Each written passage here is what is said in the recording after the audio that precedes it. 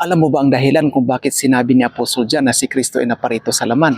Dahil noong first century sa kanilang kapanahunan ay marami na pong mga taong nagtuturo na si Jesus daw ay hindi tunay na tao. Isa lang daw siyang espiritu na nagpakita sa anyong tao. Kaya sinabi ni Apostol John na si Kristo ay naparito sa laman. Tulad natin, may laman, may mga buto at dugo. Totoong tao talaga, hindi ilusyon.